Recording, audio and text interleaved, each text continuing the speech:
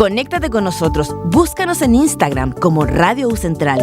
Revive tus programas favoritos en nuestro canal de YouTube y visita nuestro sitio web radio.ucentral.cl. Radio U Central 107.1 FM y radio.ucentral.cl presenta Libertad de Palabra, un espacio de conversación crítica, reflexiva y humanista del trabajo social.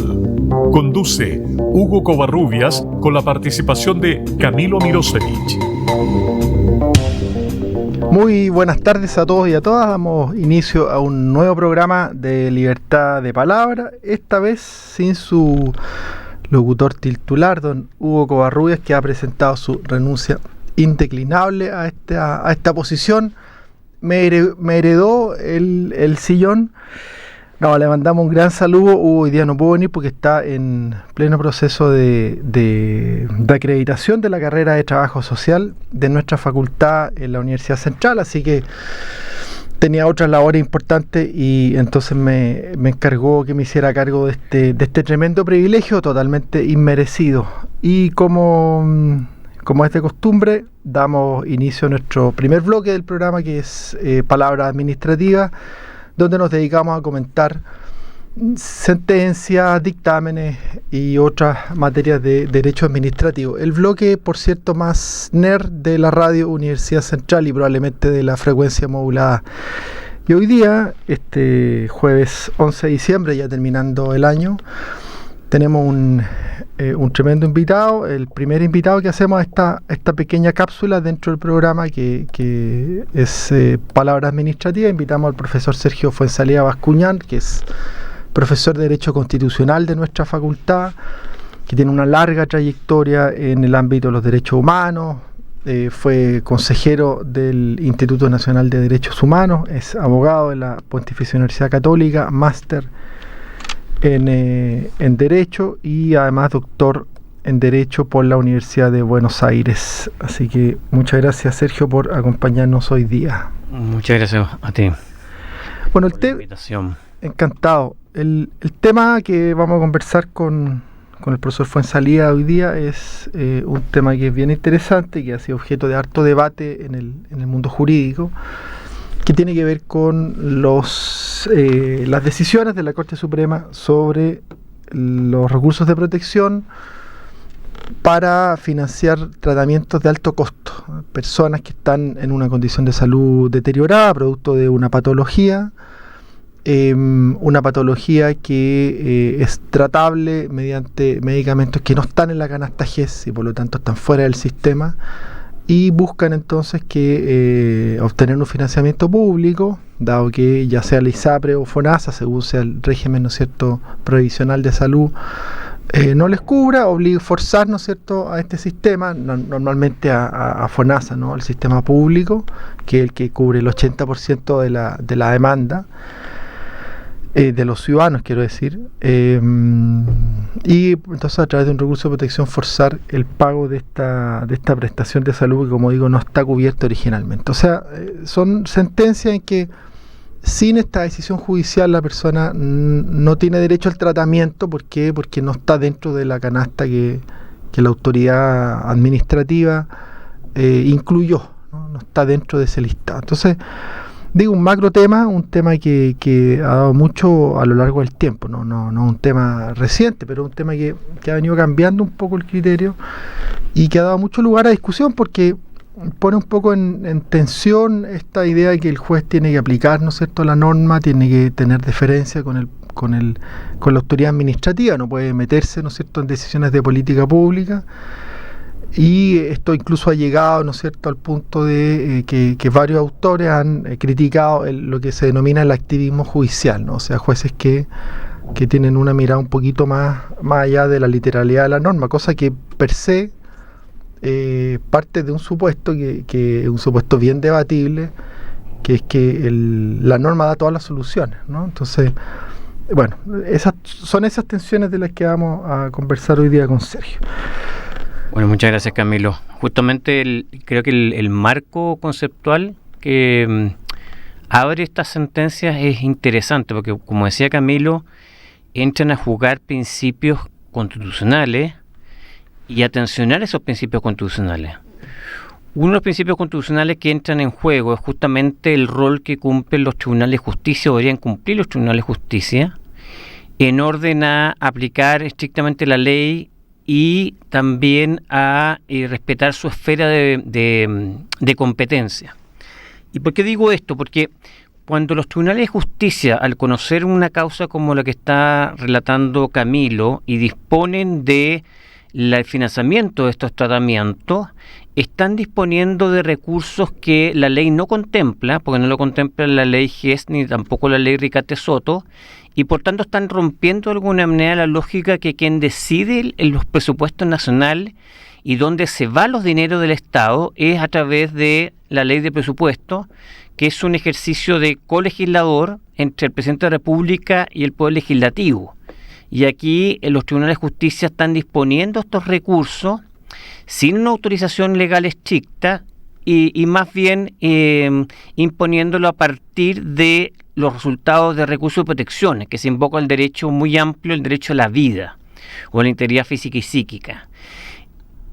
Y ahí entra en tensión, porque ¿cuáles son las atribuciones de los tribunales? Los tribunales son competentes para definir políticas públicas o el financiamiento de políticas públicas, y eso probablemente es algo que, ¿no es cierto?, por lo menos en primera instancia, es algo que el derecho rechaza, porque hay una separación de poderes en que hay ciertas competencias que son propias del Ejecutivo y del Legislativo, que es precisamente definir el presupuesto nacional, y ahí los tribunales en principio no deberían entrar en ese juego.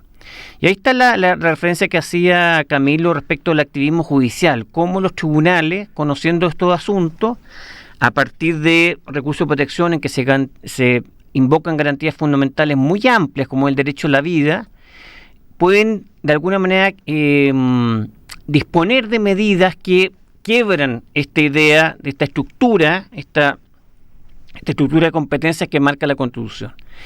Y ahí entonces se origina un problema importante, y por otro lado también se origina un nivel de problema, porque los tribunales están decidiendo en base muchas veces a antecedentes que dan cuenta o darían cuenta del estado de salud de una persona, pero que son antecedentes que muchas veces son bastante febles en cuanto a su capacidad de probar que efectivamente la persona o el niño, por lo general son niños, que los presentan recursos de protección, los presentan los padres, y que a veces es bastante discutible que efectivamente esté en riesgo la vida del menor. Y han habido casos, por ejemplo, que es claro que el remedio que se provee, que tiene unos precios altísimos, no va a ser suficiente o no va a dar tal vez va a permitir una sobrevida más larga del niño, pero no va a provocar que el niño se sane y un resguardo para su vida. Entonces, también ahí se origina un problema, cómo el gasto fiscal que se dispone a través de estas sentencias tiene la debida eficacia y va a tener el resultado que se procura, digamos, que es precisamente salvar la vida de los niños o niñas que están en este riesgo a propósito de estas enfermedades. O sea, a veces los tribunales han dispuesto de el pago de estos tratamientos sin tener efectivamente una certeza más o menos clara de que el tratamiento es efectivo, es eficaz. Y hay una cosa que también FONASA ha llamado la atención muchas veces. Y por otro lado, también se pone en cuestión qué significa la protección del derecho a la vida, hasta dónde alcanza la protección del derecho a la vida. ¿Es que no me maten arbitrariamente, que es lo que dice la Convención Americana de Derechos Humanos? ¿O el Estado debe procurar por todos los medios, incluso disponiendo de fondos que no sean, ¿no es cierto?, dispuestos para ello, para salvar la vida o alargar la sobrevida de un niño o niña? O sea, ahí también hay otra dimensión de la discusión. Y otras más. Podríamos conversar toda la tarde respecto a esto, pero tal vez con esto podríamos resumir en cuáles son las tensiones que hay ahí. Claro. Y son casos bastante dramáticos, además, incluso trágicos, de niños que efectivamente algunos de ellos están en riesgo vital, y la Corte tiene que tomar estas decisiones que tienden a romper este equilibrio de competencias del órgano de los Estados. Claro, ahora que ¿Cuál ha sido históricamente los últimos, vamos a decir, 10 años? ¿No? Porque este no es un fenómeno tan antiguo, ¿no? Este es un fenómeno que uno podría identificar, diría, cuando el exministro de la Suprema, Sergio Muñoz, ¿no es cierto?, asume el liderazgo de la tercera sala y se despliegan a él los votos de, hoy día la destituida también ministra Ángela Vivanco, por ejemplo, que en este tipo de cosas siempre votaba con él. La presidenta de la tercera sala actual, que es la ministra Alita Rabanales, también, en algunos fallos que yo he podido mirar, también votaba con Muñoz. Entonces no es un fenómeno tan antiguo, pero ya tiene ¿no? una década más o menos, ¿no? Sí, ¿Cuál era el argumento? Tiene su trayectoria. Es interesante porque no es que ha sido una jurisprudencia completamente uniforme, pero a grandes rasgos lo que ha hecho la Corte Suprema es darle la razón a estos recursos de protección y darle la razón a los padres, ¿no es cierto?, madres que piden el tratamiento de su hijo, justamente invocando el derecho a la vida y desechando el argumento económico consecuencialista, en el sentido que ellos señalan que no están disponiendo de políticas públicas, aun cuando están disponiendo de una medida que impacta en la distribución de los dineros del Estado, y señala que frente al derecho a la vida, como incluso lo ha dicho en algunas sentencias, como un derecho absoluto, el Estado no puede sino proveer de estos tratamientos. Cosa que es discutible respecto a que si el derecho a la vida efectivamente tiene ese alcance y si se está afectando efectivamente el derecho a la vida en estos casos. Y ahí había una constante. Ahora hubo un retroceso, o sea, hubo una modificación a principios si mal no recuerdo, a los principios del 2010, que fue un poco más exigente la Corte en el sentido de que se tenía que probar fehacientemente que estaba en riesgo la vida del niño o niña. Y al parecer, yo no lo he visto porque ahora las sentencias es difícil de acceder a ellas porque están, por el derecho a la privacidad, no se puede acceder a su contenido, al menos de la página web, pero precisamente Tomás Jordán, en un artículo que escribió el 26 de noviembre del 2025, que hace un análisis de los nuevos criterios de acceso a los medicamentos de alto costo, ha señalado que hay unas sentencias últimas que precisamente han puesto en relevancia que efectivamente tiene que haber un riesgo para la vida del recurrente. Porque hay algunas sentencias que parecen ser como casi un despilfarro de los gastos públicos, en que claramente el menor, en este caso, una sentencia del año 2018, no tenía ninguna posibilidad de que el tratamiento fuera efectivo, no había ningún antecedente que probara la eficacia del tratamiento y aún así se dispuso del tratamiento. Y es por eso que tal vez, y ojalá que sea así, las últimas sentencias de este año han resaltado ese punto. O sea, no se trata de asegurar la sobrevida del niño o niña y ahí acoger el recurso, sino que el recurso se acoge solo cuando existe un riesgo real, inminente, de pérdida de la vida.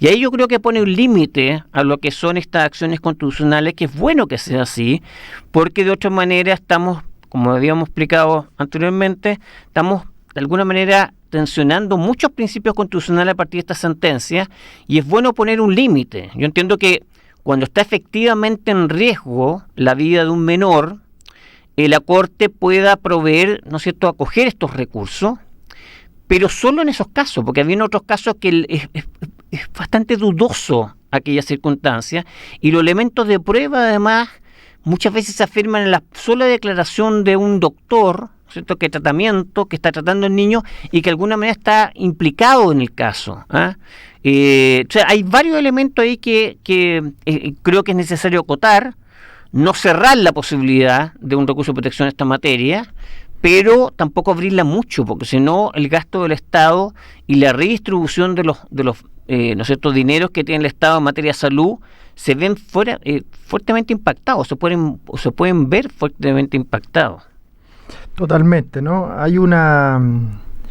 Además se produce una desigualdad con el paciente que presenta el recurso de protección. Totalmente. El que no lo presenta, o con el paciente que presenta le va bien y otro que presentó el mismo recurso, una situación fáctica igual, y que la integración de la sala es distinta, y entonces le toca a un ministro un poquito más legalista, ¿no? Más positivista, y tiende a rechazar, ¿no? Yo creo que un fenómeno también de problemas de distribución, porque el dinero siempre va a ser escaso. Lo que tú apliques a propósito del tratamiento a estos menores, les vas a quitar a otros fondos que maneja el Ministerio de Salud. Entonces ahí se puede un impacto muy importante en lo que son los servicios generales, o prestaciones generales que puede hacer el servicio de salud en este caso. Claro, exactamente. O sea, los fondos públicos no es un pozo sin fondo, ¿no? Y por lo tanto, financiar un medicamento puede implicar dejar de financiar otro. Hay ministros que tienen una posición más conservadora frente a esto. No era el caso del ministro Muñoz, ¿no? Que era bastante más flexible con la interpretación, incluso pasando por sobre normas legales expresas, ¿no? Que al final aunque no se dice así, pero es lo que termina pasándole la cuenta en la acusación constitucional que yo comentaba acá en otro momento. Digamos, yo no era particularmente no celebraba particularmente esa línea jurisprudencial, pero me parece que no tampoco era para terminar destituido, menos en ese contexto, ¿no? Destituyeron por otras razones. Claro, no por otras razones, exactamente, ¿no? Ahora, por ejemplo, hay otros ministros que son más positivistas que consideran que el recurso de protección no es una vía para tener esta discusión, ¿no? Sino que es un mecanismo excepcional, cautelar, de emergencia. Yo creo que el resumen que hace Tomás Jordán es una buena reflexión del criterio que ocupa la tercera sala, que creo que se resume al final en esta idea que tú dijiste, Sergio, de que si el niño va a morir o no. Si eso al final. Esa es la raya para la suma, ¿no? Claro. Palabras más, palabras menos, ¿no? Sí. Pero es el punto, ¿no? Claro, y el principio de legalidad, porque ahí y el principio de progresividad del derecho que en definitiva está en juego acá, que es el derecho a la salud. Y es un derecho económico, social y cultural que está sujeto a una progresión paulatina por parte del Estado en la medida que tenga recursos para ello, y hay un ejercicio de racionalidad detrás de la elección de las enfermedades que van a ser cubiertas por la ley GES o la ley Ricate Soto. También hay un procedimiento administrativo que se ve quebrado por las sentencias o se puede ver quebrado por las sentencias de la Corte, que pasando por alto todo lo que es la racionalidad y el debido proceso que está detrás de la selección de las enfermedades que van a ser cubiertas, los tribunales de justicia disponen, ¿no es cierto?, y quebran esta lógica. O sea, también hay un asunto de legalidad. Los funcionarios del Estado se van a sujetar estrictamente a la ley que lo autoriza a hacer algo, o por el contrario van a verse sujetos a sentencias que más o menos de manera caprichosa o arbitraria puede dictar una corte, invocando nociones tan amplias y indeterminadas como el derecho a la vida, integridad física, etcétera. Claro. Bueno, yo voy a poner un poco el otro argumento, porque le da alguna vuelta a este tema con el tiempo, y no me gustaría estar en el lugar de los ministros a los que le toca, ¿no es cierto?, resolver cuando de esa decisión depende la vida o la muerte de sobre todo un niño, ¿no? Sí. O sea, es muy difícil para el que está ahí, para el ministro de la tercera sala, el abogado integrante, votar en contra, sabiendo que ese voto va a traducirse en que el niño no reciba el tratamiento y por lo tanto se va a morir, ¿no? Entonces toda esta idea también que no, estando de acuerdo contigo, ¿no?, en el fondo, en que estas decisiones son muy criticables desde el punto de vista de las competencias, ¿no?, la distribución de competencias, pero también uno podría decir, no solo desde el punto de vista humano, que es la consideración que hice recién, sino desde el punto de vista jurídico, uno podría argumentar, pero todas estas cosas son debatibles, ¿no?, que el mandato ¿no es cierto?, de protección de los derechos fundamentales es también un mandato al órgano judicial, y por lo tanto también está compelido a tener ciertas interpretaciones cuando está en juego el derecho más importante, ¿no?, que es el derecho a la vida, y desde ahí entonces el criterio en este tipo de casos extremos, ¿no?, es, como tú decías, Sergio, las consideraciones administrativas son irrelevantes. O sea, por sobre el régimen, claro, por sobre el régimen presupuestario y la norma administrativa está este derecho, y la Corte como órgano del Estado está obligada a respetarlo. Ahora, yo traje un caso bien reciente que quiero comentar brevemente, que es el rol de la sentencia de la Corte Suprema, ¿no? El rol 49.513 del 2025, una sentencia del 27 de noviembre, o sea, también una sentencia bastante reciente. Bueno, es previa al estudio que hizo Tomás, y que viene a revocar un fallo de primera instancia de la Corte de Apelaciones de Temuco, donde era una persona que presenta un recurso de protección porque tenía una enfermedad que era la atrofia muscular espinal, y que pedía que el hospital, el Servicio de Salud y FONASA le financiaran este tratamiento, que lo que hacía era detener la enfermedad. No que se fuera a mejorar, pero detenía el avance de la enfermedad. Este medicamento no está dentro de la canasta de medicamentos del GE, por lo tanto, si no ganaba el recurso no se lo iban a dar. No pareciera estar en juego así de lo que uno logra leer en una sentencia, que yo creo que una de las ventajas de la Corte es que las sentencias en este tipo de cosas son bastante cortas, y eso es bastante bueno, pero obviamente deja un montón de otros, no sé, estos detalles fuera. Entonces no estoy tan claro si estaba acá en juego o no la vida, ¿no? Pienso que no, por lo que dije recién. Bueno, la Corte de Temuco acoge el argumento clásico de la Suprema, ya, ¿no? La idea de Sergio Muñoz de que estas consideraciones presupuestarias no deben primar por sobre el derecho a la vida.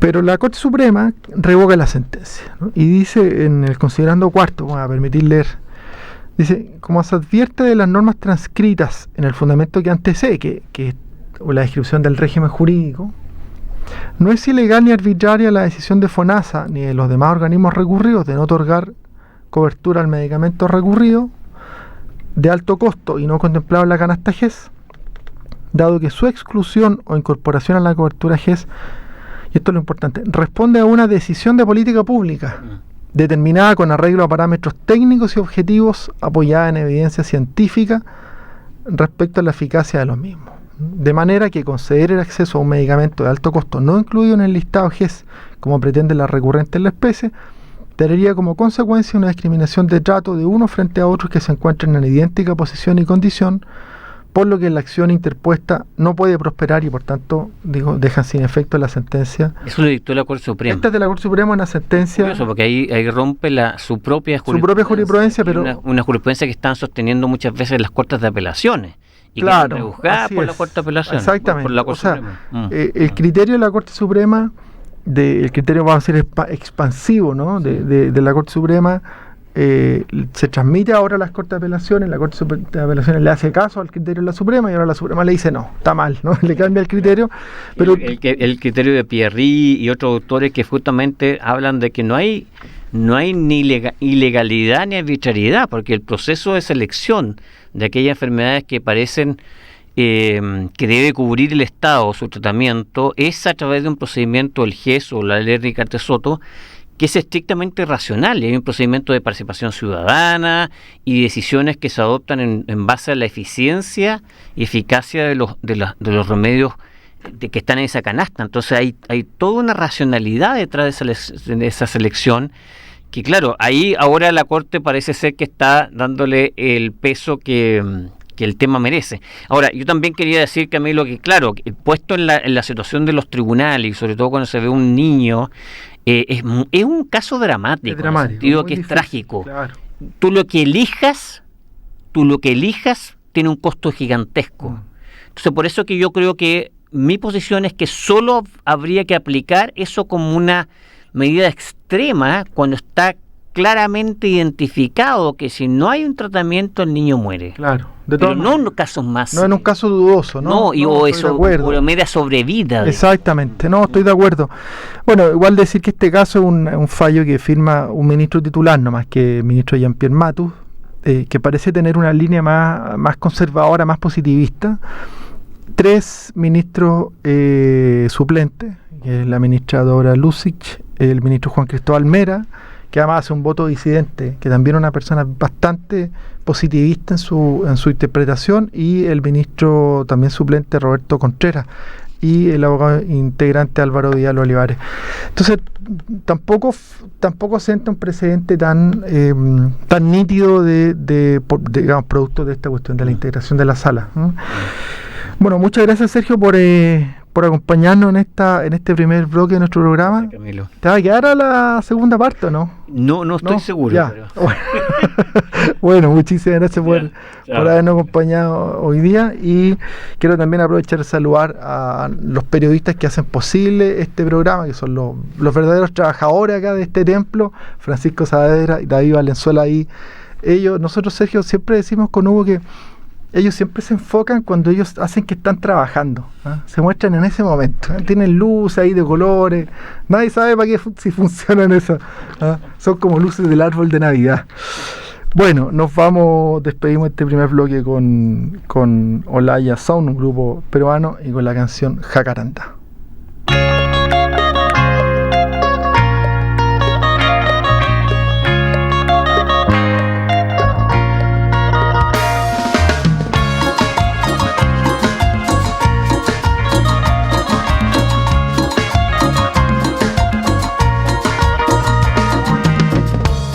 Regresando en la madrugada, casi desvariando por los estímulos, pero que es esa luz que me llama y me encanta con su hipnosis celestial. Brilla el jacarandá, refleja púrpura luminosidad, como una estrella fugaz que al pasar a todos nos alumbra.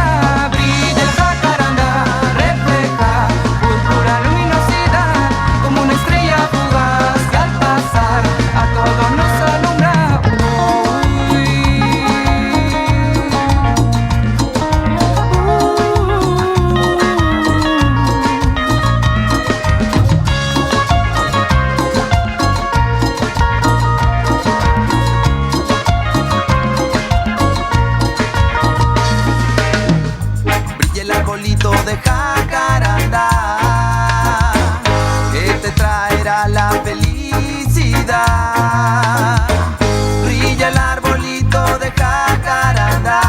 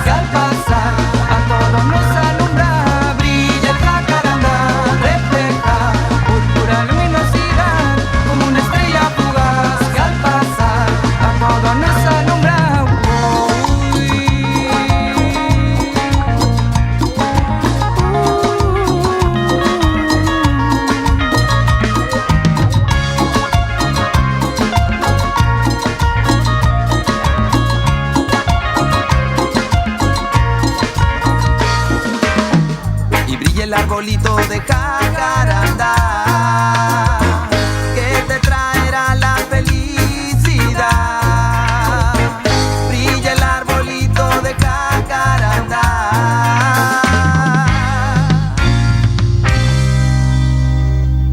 Llévame a ese lugar a través de tu aroma.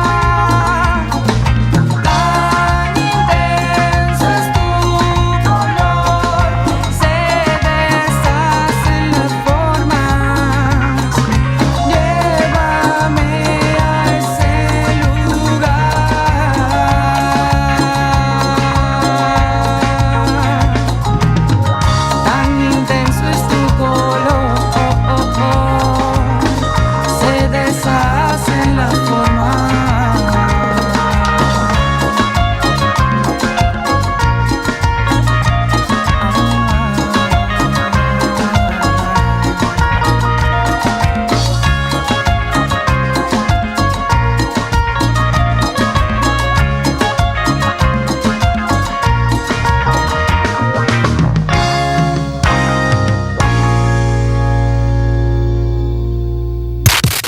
Síguenos en nuestras redes sociales. Encuéntranos en Facebook, Instagram y Twitter como Radio U Central. Suscríbete a nuestro canal de YouTube y síguenos en Spotify.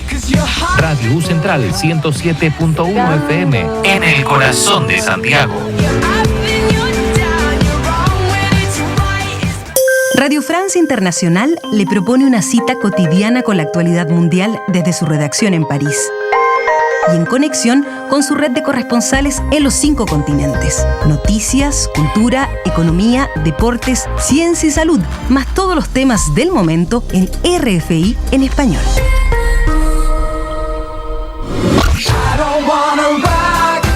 Radio U Central cumple 10 años. Una década llevando hasta tus oídos tus programas favoritos y la mejor parrilla musical. Radio U Central, 10 años junto a ti.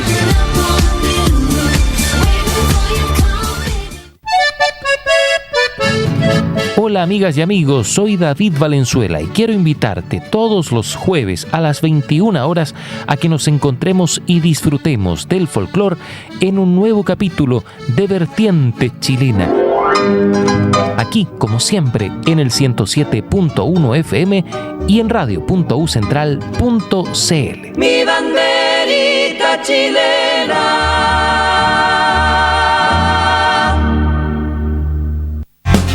En la Universidad Central creemos que quienes se atreven a elegir nuevos caminos logran alcanzar destinos únicos. Por eso ofrecemos infraestructura de primer nivel y un equipo de académicos comprometidos en guiar a cada estudiante en su propia ruta al éxito. Universidad Central, acreditada por 5 años y adscrita a la gratuidad. Descubre el valor de ser diferente.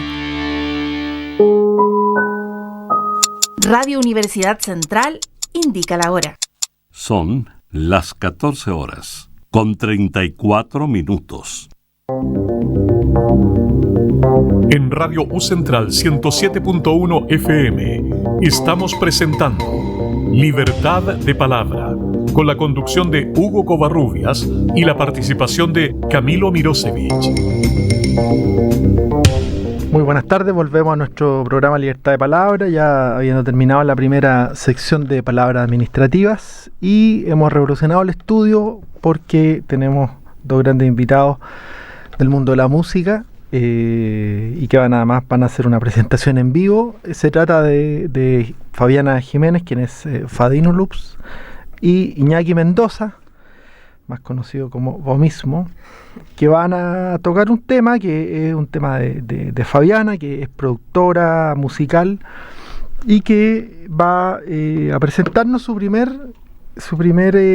adelanto de un EP, ¿no? que es un disco, de los discos más breves, ¿no es cierto? Claro, un disco de corta duración. Un disco, claro, y que se trata del tema Minerales, que es el que van a tocar en vivo, así que le agradecemos mucho. Bienvenida Fabiana, bienvenido Iñaki, gracias por acompañarnos. Gracias Camilo, muchas gracias por la invitación.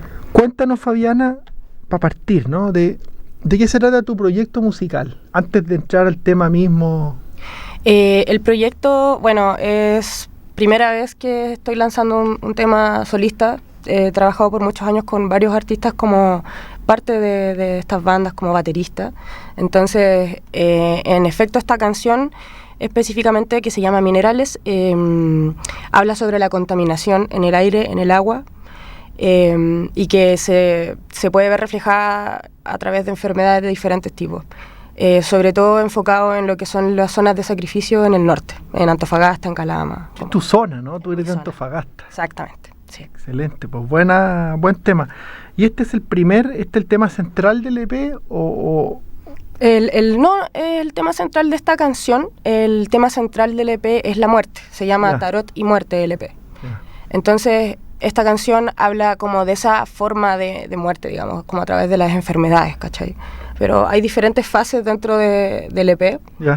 En el cual se habla de la muerte de diferentes formas, no solamente de la muerte física, sino como de la muerte de relaciones, de personas, del ego, de etapas también. Entonces, como que va por ahí la temática central de este disco. Fabiana, y bueno, antes de preguntarle a Iñaki, te quiero preguntar cómo, porque esta es una pregunta que yo siempre hago acá cuando traemos artistas invitados, ¿cómo selecciona el tema del EP? Porque hay artistas que el EP al final son simplemente canciones que han ido desarrollando, pero no tienen un tema central, ¿no? Pero hay otros que piensan en un concepto y a partir de ahí empiezan a desarrollar. ¿Cómo lo hiciste tú? ¿Tú dijiste, me voy a sentar a componer música pensando en este concepto, o te fue saliendo de manera espontánea? Un poco de ambas cosas. Este proyecto en general del EP fue mi proyecto de título cuando estudié producción musical. Entonces fui componiendo canciones durante el año y dentro de ese tiempo encontré, digamos, cómo hacia dónde iba, ¿cachai? Se fue solo respondiendo con el tiempo de qué quería hablar en las canciones, cuál iba a ser el eje central. Entonces, al final, bueno, cuando esté el EP afuera ya lanzado y disponible, se va a poder escuchar que las canciones en sí, los géneros musicales no son tan similares entre sí. Ya. Entonces, lo que los une es el concepto del tarot y de la muerte, que claro, esto... Lo del tarot es que cada canción representa una carta de una tirada de cartas de tarot Rider-Waite. Bueno, perfecto, excelente. Iñaki, tú eres el feat de este tema, ¿no es cierto? O sea, el invitado, ¿no? Eso es el feat, ¿no? Claro, sí. O sea, y más que solamente el invitado, hemos estado trabajando juntos en el EP de la Fabi durante harto rato. Entonces, claro, esta es la canción en la que aparezco más explícitamente. Pero la verdad hemos estado acompañándonos en esta pega igual un rato, ¿no? Como que llegó la Fabi con toda la idea de la composición y como esta conceptualización. Sí, Iñaki es el productor también del estamos trabajando juntos en esto, como coproductores, digamos, en el... Excelente. Y tú, Iñaki, tu proyecto es Vomismo. Claro. ¿Es también post-punk? No, realmente como que igual... De hecho, el disco, el EP de la Fabi tampoco es exclusivamente post-punk, como que igual hay una búsqueda medio del collage o de lo ecléctico, como en pasar por varias etapas, ¿cachai? Claro. Entonces, yo en mi música en verdad exploro otras cosas, es más rap, como que hay una volada trip hop, hip hop, y eso es como lo que me gusta a mí personalmente explorar, pero trabajando con otras personas aparecen otras aristas de la música. Y adaptando ahí al estilo... Claro, sí. Excelente. Bueno, vamos a la música, ¿no? Ya, pues. Y después seguimos comentando el tema con más detalle. Genial. ¿Listo? 1, 2, 3. Algo me invade el cuerpo, pegando al diluir. Y es que no encontraré el balance mientras sepa que no hay chance. Minerales se mueven por el torrente de mi sangre y no me dejan ascender. Se mueven en vaivén, aunque tenga todos los cristales en mi poder. Inhalando metales, bebiendo arsénico, siempre bebeándose en mis entrañas y de a poco en mi mente corren soluciones líquidas para las inmediateces liquidar. Solo minerales por el flujo de mi sangre, metales pesados entrando por mis fosas nasales. Entra pero no sale. Han pasado tantos años y yo siento como llega cada parte de mi vena, suroteca descendencia. Mino lo que pueda, soy el juicio hacia el emperador. Quiero sentir lo mejor, dióxido en el aire y endorfinas en el quemador. Insensato contador, tanto muerto pero yo sigo respirando. Sigo respirando. Algo me invade el cuerpo,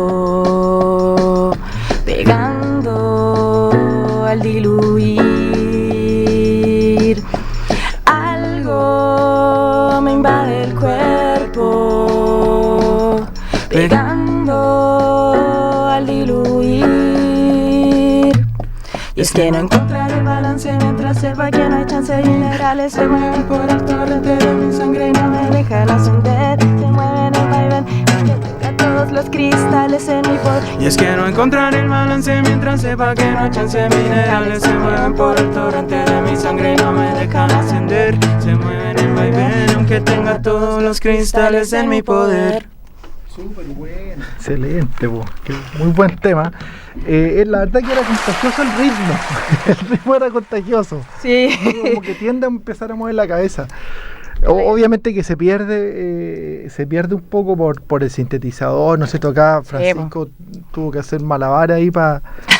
No, pues sí entendemos que uno llega a un lugar a exponer lo que hace y las condiciones al final siempre son las que son y uno sí, ocupa lo igual que eso tiene, es interesante porque uno tiene que buscar cómo adaptarse a eso pues, y es interesante mostrarlo así porque de hecho, igual para nosotros fue como una conversación como... ¿Cómo la hacemos? Claro, el disco tiene un importante como contenido electrónico también que no va muy de la mano como hacer un formato reducido, acústico. De todas maneras. Entonces estuvimos ahí buscando cómo sacarle el rollo, todavía estamos un poco en eso, ¿no? Tenemos que construir esta puesta en escena y esta como visión del show en vivo, pero es parte de... Claro, es una dificultad, ¿no es cierto?, ambiental, vamos a decir, pero salió muy bien, muy lindo tema, los felicito, felicitaciones Fabiana. Gracias. Iñaki.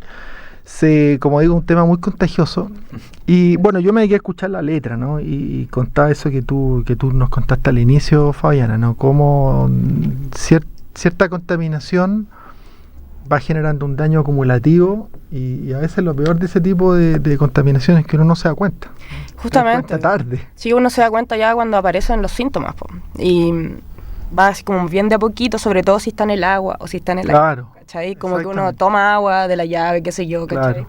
Y a veces es peor, mira, los casos que han habido en el norte, por ejemplo, contaminación por metales pesados, totalmente. En la tierra. Sí, en el aire. Así. Claro, en el aire. Gente que vivía casas donde bajo el suelo había minerales pesados, y bueno, y la gente vivía y después de 30 años se empieza a manifestar en enfermedades que no hay una relación directa, además. O sea, no es que tú digas, mira, de esta población de 10.000 personas, todos tienen la misma enfermedad al mismo momento, sino que no, simplemente hay ciertas tendencias a tener mayores enfermedades de este tipo. Claro. Eso cuesta mucho desde el punto de vista probatorio en un juicio, que a lo que yo me dedico, acreditar. Claro, de hecho se ve después de que uno, no sé, muchas personas después de que tienen hijos, ven recién en sus hijos eso porque ellos lo tienen como que lo contrajeron, digamos, sea lo que sea. Claro. Y ven que luego en sus hijos se ven, no sé, enfermedades cutáneas, enfermedades respiratorias. Así es, o prevalencias de cáncer, de cierto tipo de cáncer, por ejemplo, ¿no? Súper alta la tasa de cáncer, de hecho, en el norte. Absolutamente, ¿no? Bueno, Antofagasta es un lugar muy dañado, además con actividad portuaria, minera, ¿no es cierto? ¿Tú ya no vives en Antofagasta, Fabiana? No, ya no vivo en Antofagasta. Llevo 4 años. Para evitar los minerales. Sí, más o menos. Mitad que sí, mitad que... Bueno, es que a mí me encanta igual la Antofagasta. Me gusta mucho, si puedo ir para allá a descansar, ahora voy. Eso es un mérito, digamos. Claro, pero claro, en realidad me fui por un tema más de la búsqueda de poder tener espacios y lugares donde desarrollarme más como artista también. ¿Cachai? Que es algo que también está súper, digamos, decadente allá. No hay espacios para los músicos ni para los actores, etcétera. Y acá sí, pues acá ya hay un piso, digamos, de lugares donde uno puede ya sea tocar o estudiarlo. Exactamente. ¿Sabes? Claro, ya tú estudiaste acá en Santiago, ¿no? Estudié acá. Igual estudié en Antofa, pero otras cosas relacionadas a la música y otras relacionadas a las comunicaciones. Entonces me vine para acá después y acá concreté de verdad lo que quería hacer, que era estudiar producción musical. Claro. No, la verdad que en regiones, en regiones en el norte sobre todo, bueno, en el sur también, ¿no? El norte es un poquito más difícil la vida en el norte. Yo diría más difícil que en el sur, claro, salvo el extremo sur, que el clima es más jodido, pero el norte es bastante poco amigable para la gente que... Es hostil. Es hostil, ¿no? Sí. Son climas hostiles, paisajes hostiles. Claro. Y en definitiva acá están la mayoría de las oportunidades. ¿Has tenido oportunidad, Fabiana, de presentarte, de presentar este tema los dos? Iñaki, ¿se le ha dado la oportunidad de presentarlo? No, realmente es la primera vez que lo hacemos en vivo. Excelente, pues, pero sí, como estamos estrenando entonces. Eso, exacto. Muy bien, pues. Entonces igual ahí disculpen los pormenores que sabrán los que conocen el tema, yo creo. Pero claro, es la primera vez que tocamos la canción como tal los dos y que también vamos a algún lugar juntos a conversar de la canción. Excelente. Claro, ¿alguna vez nos ha pasado que tocando ahí con gente, armando proyectos, hemos tocado este tema entre nosotros? Claro, pero nunca como o probando como formato, ¿no? Claro. Pero claro, compartirlo así acústico, solo nosotros hacia afuera, es una cosa que además nosotros no solemos hacer con nuestra música. Solemos ser de formatos mucho más grandes que incluyen más integrantes. Ya. Entonces también es súper nuevo. Bueno, pues un buen desafío, ¿no es cierto? Sí, un buen necesario, sí. Súper importante. Te saca harto de la zona de confort que uno tiene como de, quiero presentar así, y qué sé yo. No. Porque este tema Minerales, cuando ustedes lo compusieron, después cuando lo grabaron, ¿cuántas personas intervienen? ¿O son ustedes más las pistas de sintetizador? O sea, somos mayoritariamente nosotros dos. En esta canción colabora un compañero de estudio mío, porque claro, esto se produjo una parte en la casa de la Fabi y una parte en nuestro estudio que se llama 555. Ya. Y claro, hay un bajista en la canción que es Alonso Velasco, mi compañero del estudio. Queremos mucho. Un genio. Y hay unas guitarras y bien procesadas del Pablo Galvez. Sí. También un gran aporte a la canción, unas guitarras con muchos pedales, muchos efectos. Sí. Pero todo lo demás somos nosotros, los sintes, las guitarras, las baterías, las voces, somos nosotros dos. Sí. ¿Tú tocáis batería, Fabiana? Yo toco batería. Bueno. Sí. Y piano en esta canción toco batería y piano principalmente. Y bueno, canto. Pero lo demás, por ejemplo, las guitarras, en su mayoría son Iñaki tocando. Hay como ruiditos de guitarra que son bien ricos, que eso lo hizo Pablo. Y el bajo que lo hizo, bueno, que en realidad ya estaba todo hecho, solo lo interpretaron más bien. Claro.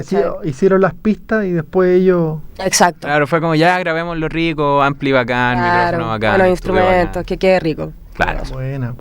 Y igual quiero mencionar a Arturo Segers, que fue parte de la grabación, digamos, de las voces en Estudio del Sur, junto con Claudio Quiñones, que estuvo también como asistente. Igual ellos hicieron crecer la canción de una forma súper rica, le dieron mucha riqueza. ¿En qué sentido? ¿Con arreglo?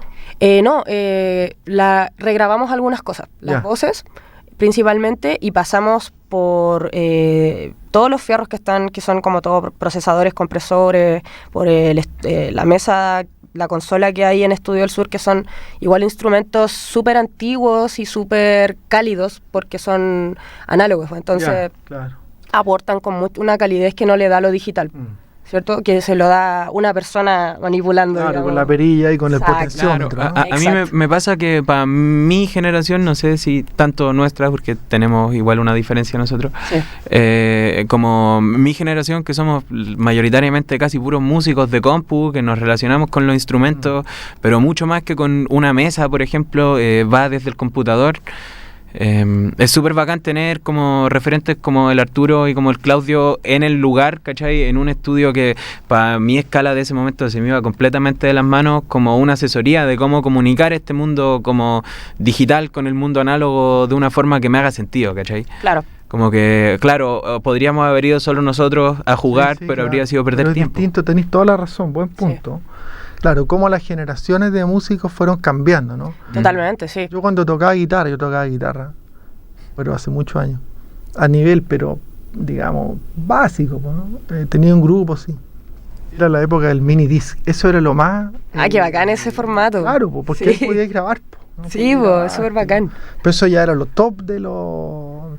Pero eso no es nada ya, pues eso es como para un museo. O sea, ahora, claro, es como para coleccionarlo un poco, y todavía quedan personas que están escuchando discos, vinilos. De hecho, está reviviendo un poco eso. Sí. Igual es bacán, creo que es algo que uno, como artista o como música que consume música todo el tiempo, es rico tener un disco. A mí me gusta tener un CD. Pues no, que sucede también que aparece de nuevo el formato físico como una represalia, ¿no? Como contra todas las prácticas como de la industria, Claro, como un movimiento contracultural. En el fondo es el trato directo hoy por hoy que uno tiene con el artista, como comprarle un disco físico. Bueno, pero fíjate cuando en la época de los discos, ¿no? Hablando de años 90, 2000, la crítica de los artistas era era todo lo contrario. O sea, el del disco que costaba 10 lucas, ¿no? Ese es el precio como el artista se lleva 100 pesos. Eso era. Claro, pero la industria se adapta a las tecnologías y cuando las tecnologías van quedando obsoletas, la industria las descarta, po. Entonces ahí aparece la contracultura a recuperar eso. Claro, a recuperar exactamente. Sí. Y claro, hay harta gente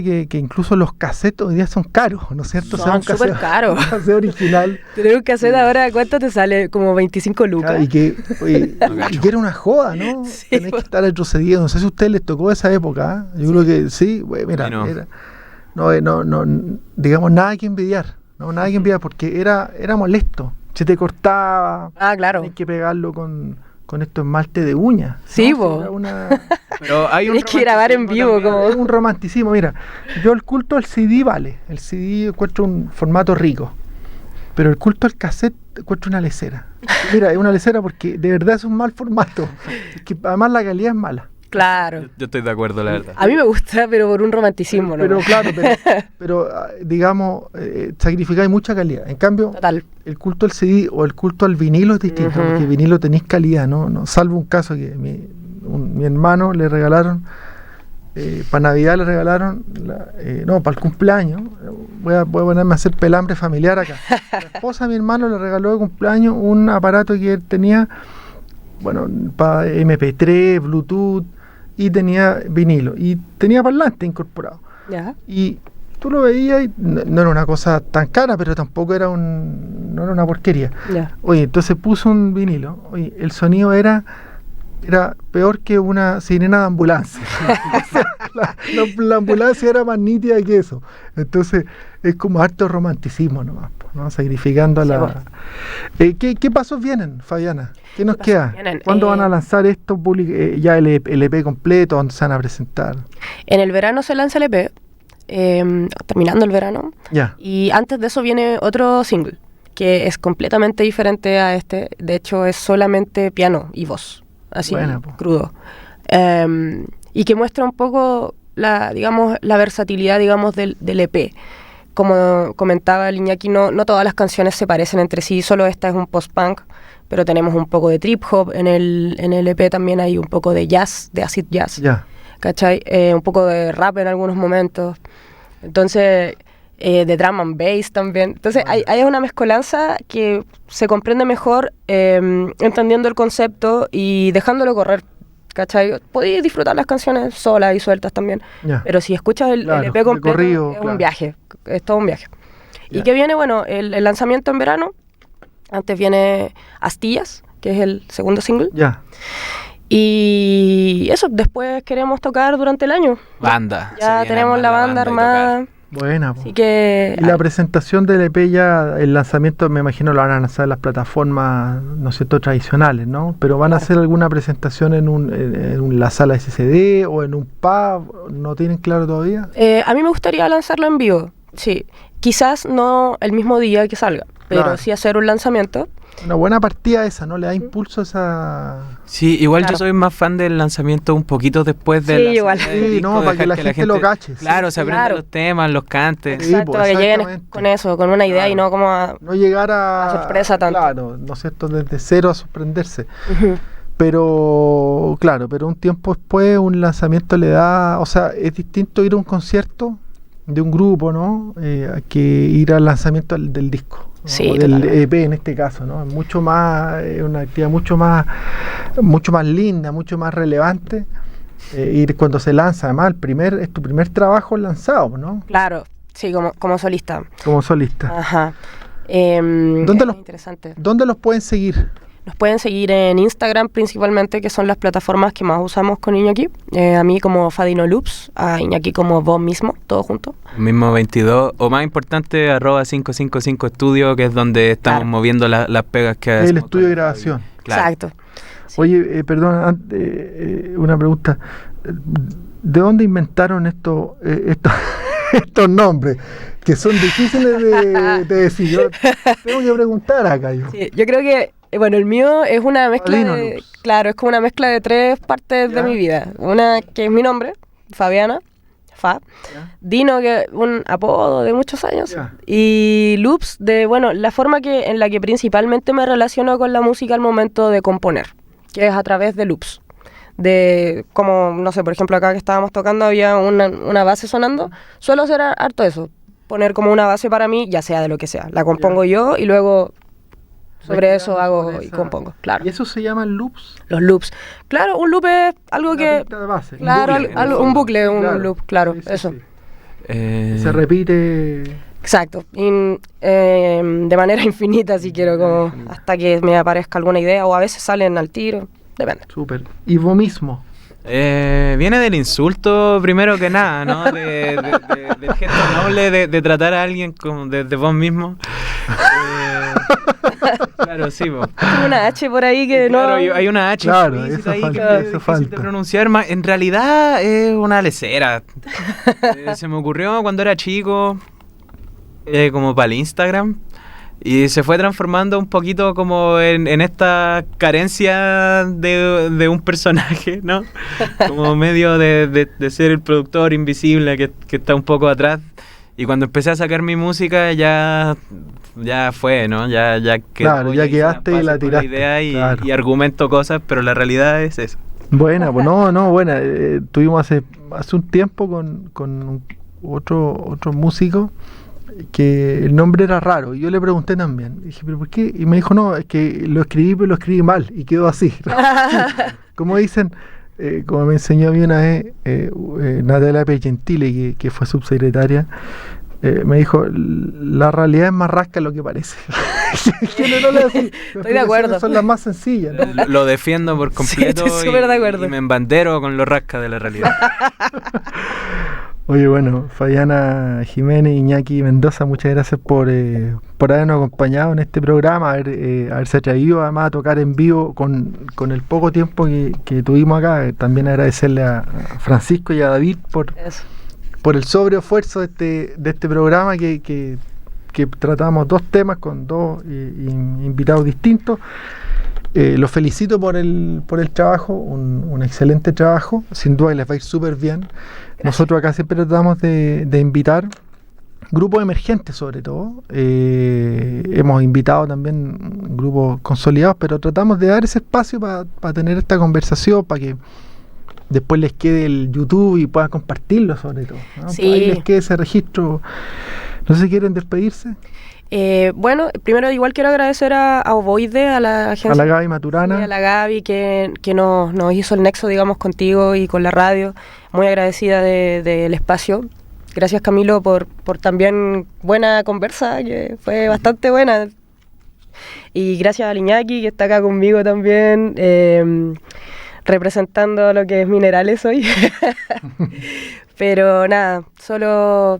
Muchas gracias a todos, a quienes escúchenos. La canción se llama Minerales. Y siempre agradecer a los técnicos de sonido también. Sí, por lados, por favor, agradezcanle a sus técnicos. Nuestros periodistas acá hacen un tremendo trabajo de sí, excelencia. Bueno, con esto cerramos y nos encontramos el próximo jueves a las 2 de la tarde. Que tengan buena tarde. Radio